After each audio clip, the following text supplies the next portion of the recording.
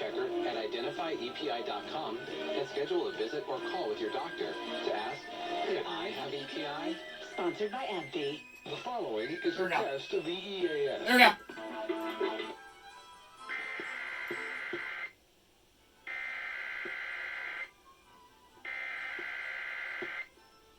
Here, where it's out.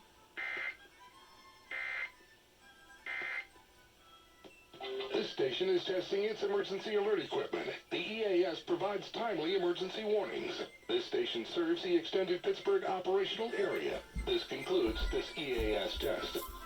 Okay. I'm wrecking the place. Whether you're an experienced sports bettor like me or you're just getting started, you're going to want to listen up. BetQL is here to help us make better bets. Okay, so... yeah, I just stepped on my bin. But anyway, WAHC has not relayed yet, for some reason, so I'll get back to you as soon as it does.